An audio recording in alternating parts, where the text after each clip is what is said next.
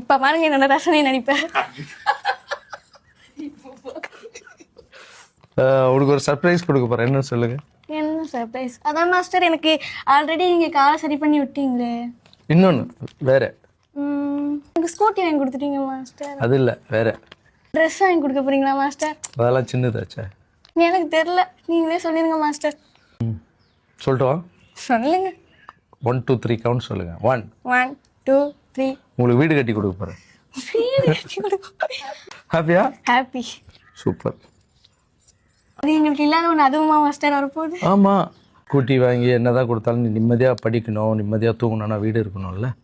So நான் உங்களை பற்றி திங்க் பண்ணிட்டு இருந்தேன். சரி என்ன பண்ணலாம், இன்னும் அந்த பொண்ணுக்கு என்ன பண்ணலாம், ஏன்னா நீங்கள் எனக்கு ரொம்ப பிடிக்கும். அப்படியே மாஸ்டர், நீங்களாவே எனக்கு ரொம்ப பிடிக்கும். சூப்பர் சூப்பர் சூப்பர் இல்லைங்க. எனக்கும் பார்த்தீங்கன்னா நிறையா பேருக்கு நிறையா உதவி செய்யணும்னு ரொம்பவே ஆசைங்க. ஆனால் பார்த்தீங்கன்னா அந்த அளவுக்கு இன்னும் கடவுள் எனக்கு வசதி கொடுக்கவே இல்லை. இப்போ கூட என்னால் முடிஞ்சது சின்ன சின்ன உதவி யாருக்காவது செய்வேன் கண்டிப்பாக. நிறைய பேர் நிறைய பணம்லாம் வச்சுருப்பீங்க. அங்கே வீடு, அங்கே வாசல், அங்கே நிலம் அப்படின்னு சொல்லிட்டு வேஸ்ட்டாக வாங்கி போட்டுட்ருப்போம். கடைசியில் நம்ம போகும்போது எதையுமே தூக்கிட்டு போகிறது கிடையாது.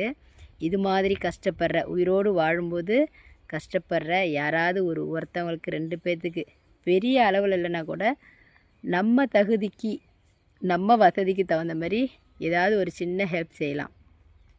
நான் சொல்கிறது கரெக்டு தானே? முடிஞ்ச அளவுக்கு இது மாதிரி உங்கள் கண்ணுக்கு தெரிஞ்சு யாராவது கஷ்டப்பட்டாங்கன்னா உதவி பண்ணுங்கள் நண்பர்களே.